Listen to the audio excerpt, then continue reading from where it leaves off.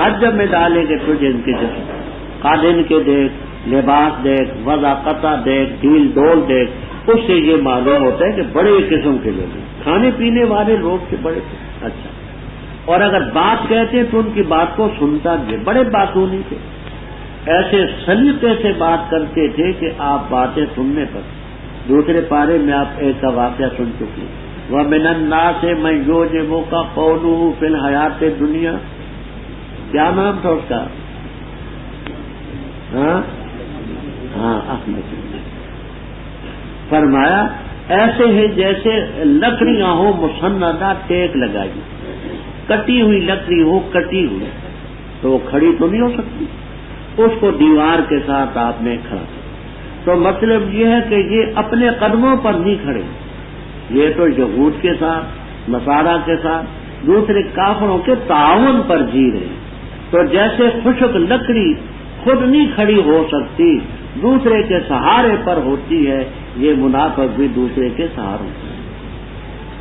ہر آواز کو اپنے خلاف سمجھ, جو بات بھی کہی جائے سمجھتے یہ بات ہمارے خلاف ہے, کیونکہ دل میں چور ہوتا ہے.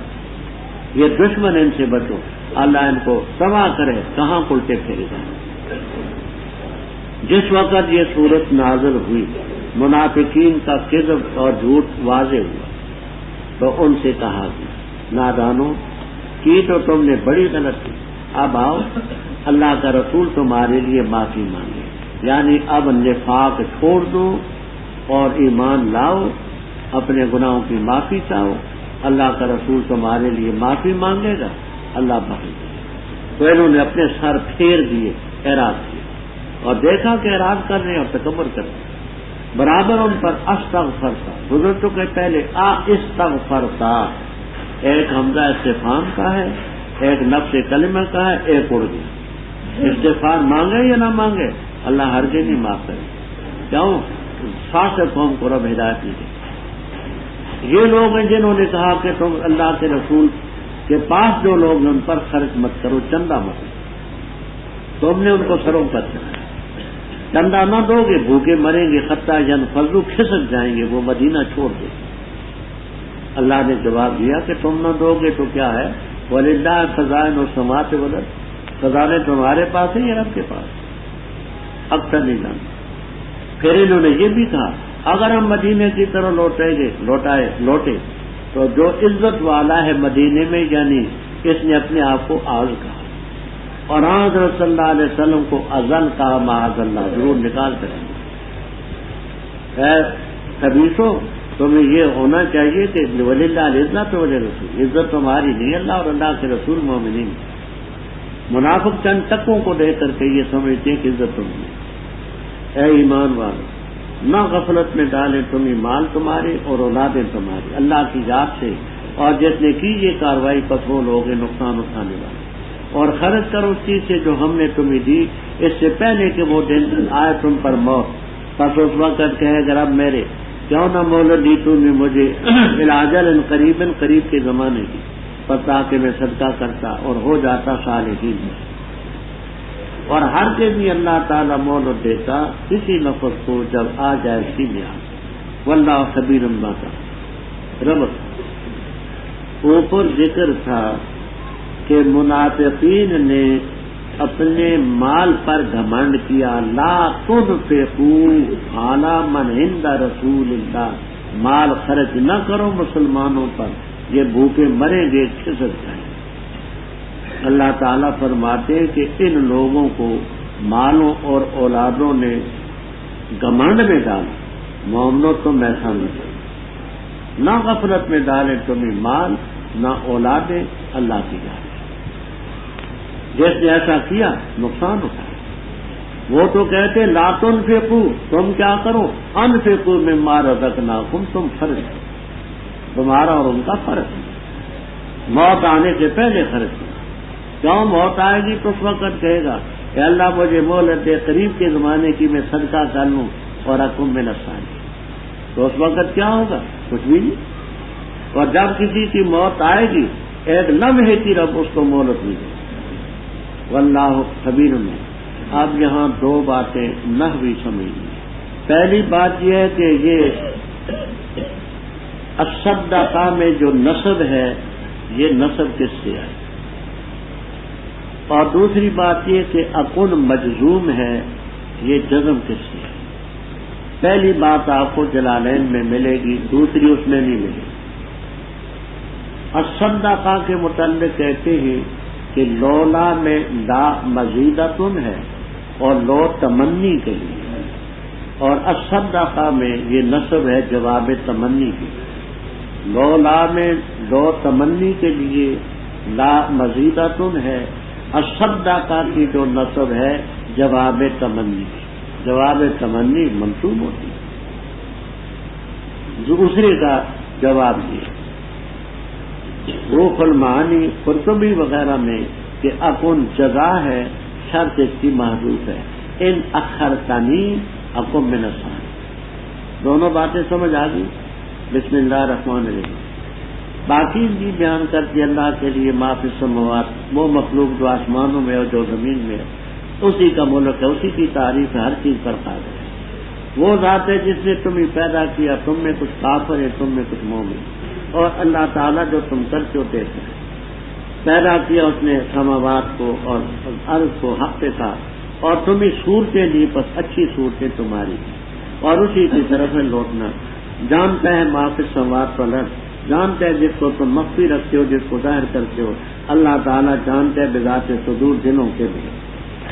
کیا نہیں آئی تمہارے پاس خبر ان لوگوں کی جنہوں نے کفر اختیار کیا سے پہلے، پر چکھا انہوں نے اپنے معاملے کا وبال، اور ان کے لیے عذاب علی۔ اس لیے کہ بے شک شان یہ ہے کہ آتے ان کے پاس ان کے رسول واضح دلائل لے کر، بس انہوں نے کہا کیا بشر ہماری رہنمائی کریں گے؟ فکفروا، بس انہوں نے انکار کیا اور تولوا اعراض کیا، اور اللہ نے بھی استغنا برتی۔ واللہ غنی حمید، اللہ تعالیٰ غنی ہے، قابل تعریف۔ خیال کیا ان لوگوں نے جو کافر ہیں یہ کہ ہرگز نہیں کھڑے کیے جائیں گے، تو کہہ دے کیوں نہیں، میرے رب کی قسم البتہ ضرور تم کھڑے کیے جاؤ گے، پھر البتہ ضرور تم خبر دیے جاؤ گے اس کاروائی کی جو تم نے کی، اور یہ اللہ تعالیٰ پر آسان ہے۔ بس ایمان لاؤ اللہ پر، ان کے رسول پر، اور اس نور پر جو ہم نے نازل کیا۔ واللہ بما تعملون خبیر۔ جس دن جمع کرے گا تمہیں، وہی جمع کا دن ہے، وہ دن ہوگا یوم التغابن، سود اور زیان کا۔ اور جس نے جو ایمان لائے اللہ تعالیٰ پر اور عمل کیے اچھے، مٹائے گا اللہ اسے اس کی خطائیں، اور داخل کرے گا اس کو جنات تجری من تحتها الانہار میں، خالدین فیہا ابدا، ذالک الفوز العظیم۔ باقی جنہوں نے کفر کیا، تکذیب کی بھی آیات ہے نا، واصحاب النار خالدین فیہا وبئس المصیر۔ اوپر ذکر تھا کہ موت سے پہلے تم ایمان بھی لاؤ اور خرچ بھی کرو، کیونکہ ایمان کے بغیر خرچ کرنا تو مانا کوئی نہیں۔ جاء الذین آمنوا تھا، ایمان لاؤ اور موت سے پہلے، اس سے پہلے اگر تم ایمان نہ لاؤ گے تو ایسا ہی حشر ہوگا جیسے ان مجرم قوموں کا ذکر ہے کہ اللہ کا عذاب آیا دنیا میں، اس سے بھی نہ چھوٹ سکے، آخرت کا عذاب تو نقصان والا اپنی جگہ۔ دوسرا بدل یا ایھا الذین آمنوا میں مومنوں کا ذکر۔ اب ایمان کے لیے تین بنیادی چیزیں ہیں، توحید، رسالت، قیامت۔ سورہ تغابن میں پہلے توحید کا ذکر ہے، پھر رسالت کا ذکر ہے، پھر قیامت کا ذکر ہے۔ ان چیزوں پر ایمان ہے، نام ہے اس کا تغابن۔ ابھی بقدر ضرورت بات ہے، آسمان و زمینوں کی ساری مخلوق اللہ کی تسبیح بیان کرتی ہے۔ بادشاہ ہوا تعریف اسی کی، اس ذات نے پیدا کیا، تم میں کچھ کافر ہیں، تم میں کچھ مومن۔ کافروں کا ذکر پہلے اس لیے کیا کہ اکثریت چاہیے تو مومن کا ذکر پہلے ہوتا، لیکن اکثریت ahnaf.com www.asnas.com کیونکہ کافروں کی ہے اس لیے کر کے کفر کا ذکر کریں۔ آسمانوں کو زمینوں کو پیدا کیا، تمہیں صورتیں دی، اور اسی کی طرف لوٹنا ہے۔ جو کچھ آسمانوں زمینوں میں جانتا ہے، تمہاری مخفی باتیں ظاہر چیزوں کو جانتا ہے، واللہ علیم بذات۔ جہاں تک توحید ہے۔ اب آئی رسالت۔ فرمایا کیا تمہیں پہلے لوگوں کی جو کافر تھے ان کی خبر نہیں پہنچی؟ انہوں نے اپنے معاملے کا وبال چکھا، عذاب علیم دنیا میں بھی آخرت بھی۔ وہ کیسے تھی خبر؟ یوں، ان کے پاس ان کے رسول آئے، واضح دلائل لے کر کے آئے، تو لوگوں نے کہا کیا بشر ہماری رہنمائی کرتے ہیں؟ بشر ہو کر کے نبی بن گیا، بشر ہو کر کے رہنما بن گیا۔ یہ کہتے ہوئے فکفروا کافر، یعنی انہوں نے کہا کہ اب بشر یہدوننا، بشر ہماری رہنمائی کرتے ہیں۔ تو پہلے آپ کفار کا عقیدہ سن چکے ہیں کہ ان کے ذہن میں بشر کو نبوت ہی ہے، کفروا انکار کریں گے، وتولوا اور اعراض کیا۔ اللہ نے بھی استغنا برتی، واللہ غنی۔ لطیفہ، سن 35-36 کے لگ بھگ کا واقعہ ہے، جہاں علی پور ایک ہے مقام سیالکوٹ، وہاں کے ایک پیر صاحب تھے، پیر جماعت علی شاہ، زبان کے ذرا ناشائستہ تھے، لوگوں کو گالیاں بھی دیتے تھے، لوگ ان کی گالیوں کو بھی تبرک سمجھتے تھے۔ پیر جو تھے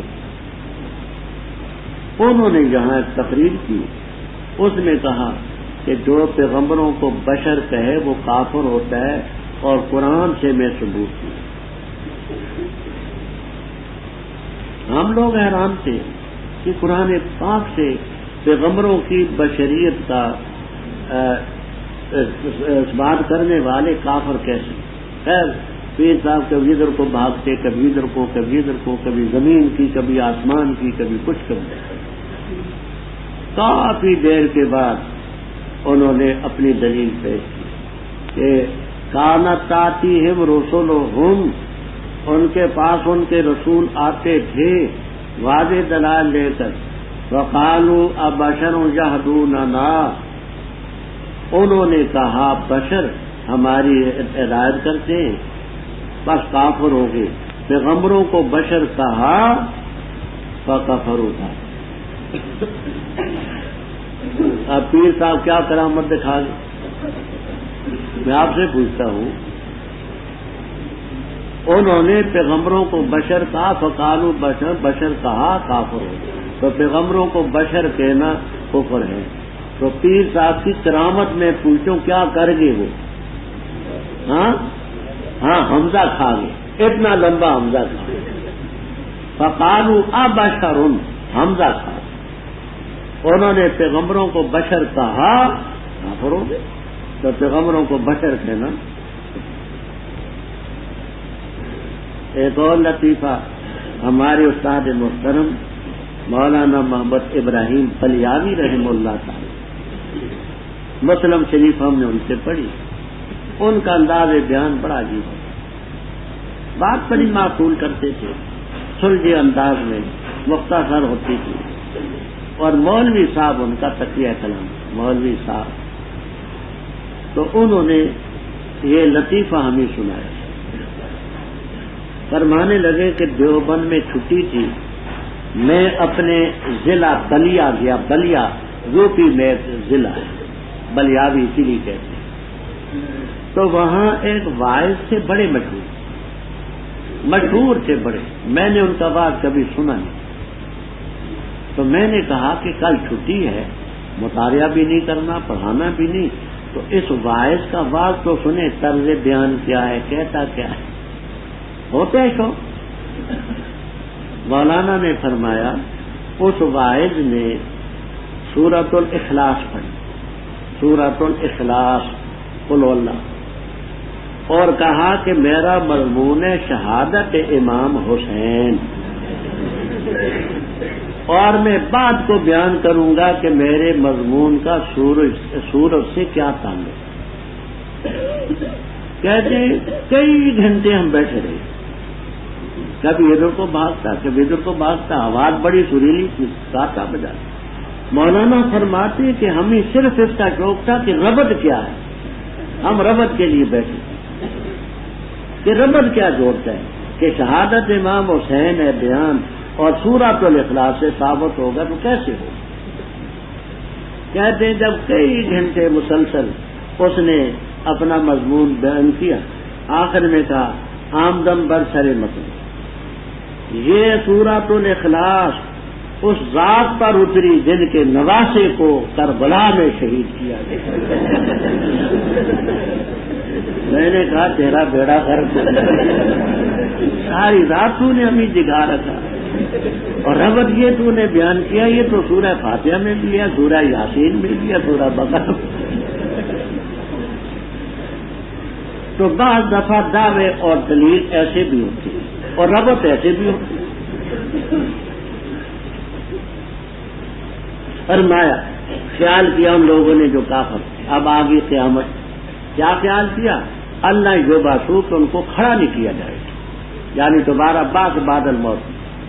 تو کہہ دے کیوں نہیں، مجھے رب کی قسم ضرور کھڑے کیے جائے، جو تم کاروائی کرتے اس کی خبر دی جائے، اور اللہ تعالیٰ پر آسان، لہذا بر وقت اللہ پر، اس کے رسول پر ایمان لاؤ، اور اس نور پر جو ہم نے نازل کیا قرآن کریم۔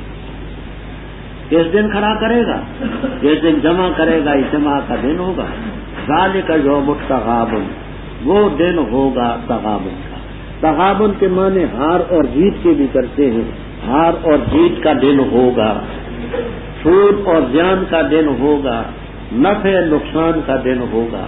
یہ آپ کو کسی ترجمے میں سود اور زیان کا لفظ ملے گا، کہیں ہار اور جیت کا ملے گا، کہیں نفع اور نقصان کا ملے گا۔ اب اس کو سمجھ، اللہ تبارک و تعالی نے ہر مومن اور ہر کافر کے لیے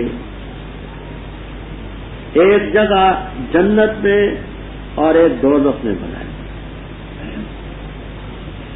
مومن کے لیے ایک تو جنت میں جگہ ہے جو بالفعل اس کے لیے ہو، اور بالقوہ دوزخ میں اس کے لیے جگہ تھی، اگر ایمان نہ لاتا تو وہ جگہ ہوتی ہے۔ بالفعل تو جنت میں، بالقوہ دوزخ۔ کافر کے لیے رب نے بالفعل دوزخ میں بنائی اور بالقوہ جنت، کہ بالفعل تو چونکہ کافر ہے دوزخ میں جائے، لیکن اگر ایمان لے آئے، ایمان لے آتا تو جنت میں اس کا مان۔ ہر آدمی کے لیے جنت میں بھی دوزخ میں بھی جنت۔ اب جو شخص مومن ہے تو ایمان کی وجہ سے تو اس کی اپنی جگہ تو جنت میں ملے گی، اور اس کا دوست جو کافر تھا، رشتہ دار کافر تھا، جس سے کوئی نہ کوئی اس کا ربط تھا، اس کافر کی جو بالقوہ جگہ جنت میں تھی وہ بھی اس کو ملے گی۔ تو اس نے اس کو یوں نقصان پہنچایا کہ اس کی جگہ اس نے لی، اور اس کافر کی جو جگہ دوزخ میں تھی بالفعل وہ تو اس کی اپنی تھی، اور مومن کی جو بالقوہ تھی وہ مومن کی بالقوہ دوزخ میں جگہ دوسرے کو الاٹ کر دی جائے، وہ اس کو نقصان پہنچائے۔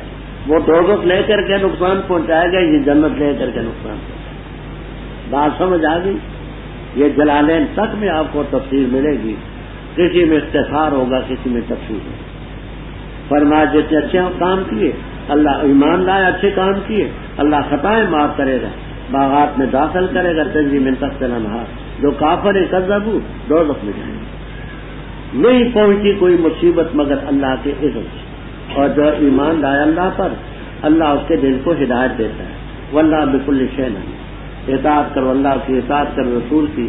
اگر تم نے اعراض کیا اطاعت سے، بس پختہ بات ہے ہمارے رسول کے دل میں پہنچانا ہے کھول کر۔ اللہ لا الہ الا اللہ وعلی اللہ فلیتوکل المؤمنون۔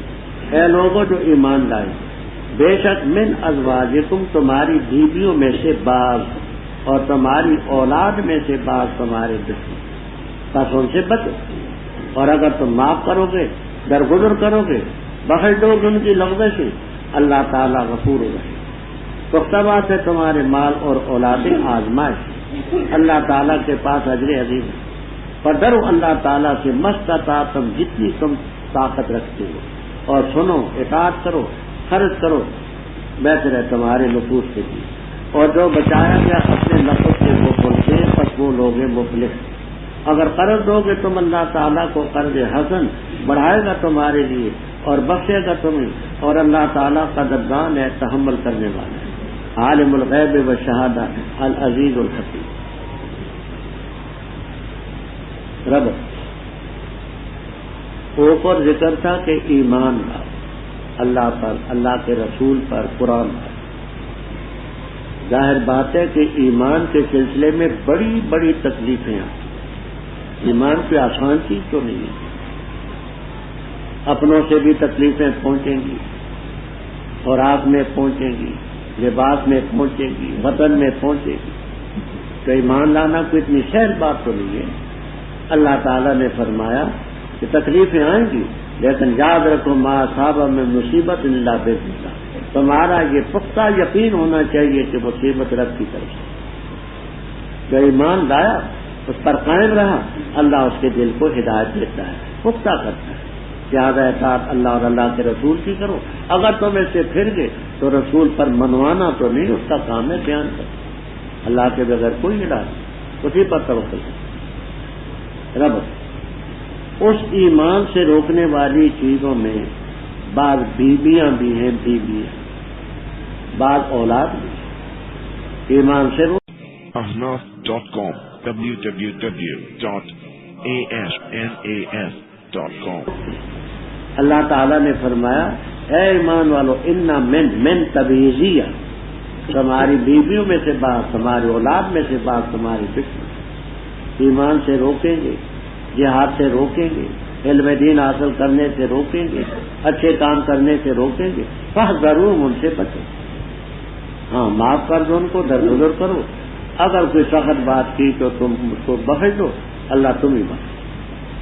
یاد رکھو یہ جو مال اور اولاد ہے آزمائش، اللہ کے پاس اجر عظیم، اللہ سے ڈرو جتنی تمہیں توفیق ہے، حکم سنو، اطاعت کرو۔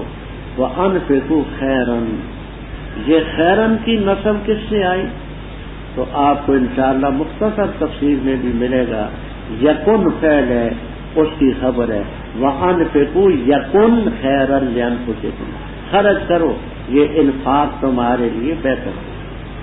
جو نفر سے بخل سے بچایا گیا مفت نہیں، اللہ کو قرض دو گے، قرض حسن بڑھائے گا تمہارے لیے، یغفر لکم، اللہ قدردان بھی ہے، حلیم، اس کی صفات عالم الغیب والشہادہ عزیز الحکیم۔ بسم اللہ الرحمن الرحیم۔ اے نبی صلی اللہ علیہ وسلم، جب طلاق دو تم عورتوں کو، اور طلاق دو ان کو ان کی عدت سے دی، اور شمار کرو عدت کو، ڈرو اللہ تعالیٰ سے جو رب ہے تمہارا، نہ نکالو ان کو ان کے گھروں سے، اور نہ وہ نکلیں مگر یہ کہ کریں بے حیائی کھلی، اور یہ اللہ کی حدود ہے، اور جس شخص نے تجاوز کی اللہ کی حدود سے پس تاکید سے اس نے اپنی جان پر ظلم کیا، نہیں جانتا نفس، شاید کہ اللہ تعالیٰ پیدا کر دے اس کے بعد کوئی معاملہ، بس جس وقت پہنچ جائیں وہ اپنے پہنچنے لگے وہ اپنی عدت کو، بس ان کو روکو اچھے طریقے سے، یارہ کر دو اچھے عمدہ طریقے سے، اور گواہ بنا لو تو عدل والے تم میں سے ہوں، اور قائم کرو گواہی کو اللہ کے لیے۔ یہ چیز ہے جس کی نصیحت کی جاتی ہے اس کو، جو ہے یؤمن باللہ والیوم الآخر، اور جو اللہ سے ڈرتا رہا اللہ تعالیٰ کرے گا اس کے لیے مخرج نکلنے کی کوئی نہ کوئی سبیل، اور رزق دے گا اس کو جہاں سے اس کا گمان بھی نہ ہو، اور جو اس نے توکل کیا اللہ تعالیٰ پر بس وہ اس کو کافی ہے۔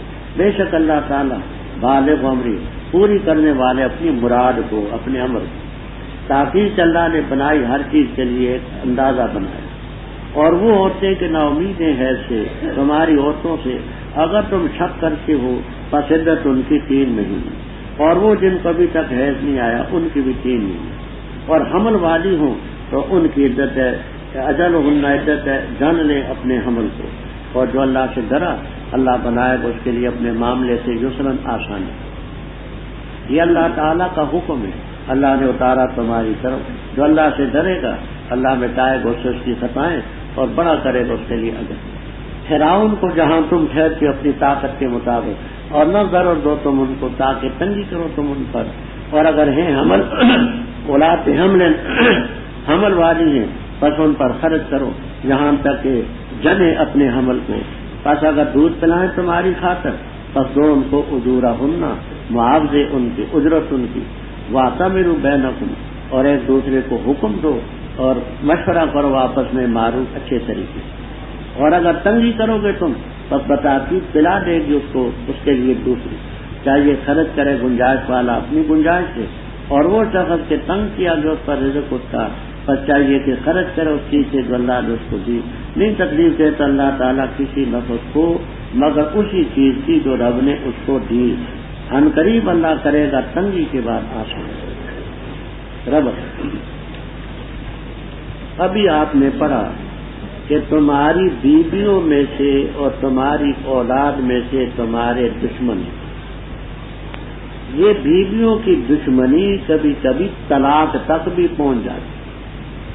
بیوی نے دشمنی کھڑی تھی، طلاق کی نوبت آ گئی، اس لیے آگے طلاق کا حکم دیا. اب جہاں دو تفسیریں آپ کو ملیں گی. یا ایھا النبی و امتہ، اے نبی صلی اللہ علیہ وسلم اور آپ کی امت سب کو خطاب ہے. اذا طلقتم النساء فطلقوهن لعدتهن. دوسری تفسیر یا ایھا النبی قل لہم، تو ان سے کہے، قل لہم تو کہے جب بیویوں کو طلاق دو تو عدت کے لیے طلاق لام وقت ہے، عدت کے لیے وقت عدت کو شمار. مسئلہ یہ ہے کہ عورت کو حیض کی حالت میں طلاق دینا اچھی بات نہیں، طہر کے زمانے میں دے، اور طہر بھی وہ جس میں ہم بستری نہ کی. لیکن اگر حیض کی حالت میں طلاق دی تو طلاق واقع ہے. اب عدت کے بارے میں اختلاف ہے کہ عدت طہر ہے یا حیض ہے. تو ہمارے ہاں عدت حیض سے گزرے گا، شفافے کے ہاں طہر سے گزرے گا. دونوں کے ہاں عدت دینا جو ان کی عدت کا وقت ہے تو تم عدت کو گنو، اللہ تعالیٰ سے ڈرو، ان کو عدت کے اندر گھروں سے مت نکالو. یعنی جتنا عدتوں کا زمانہ ہے.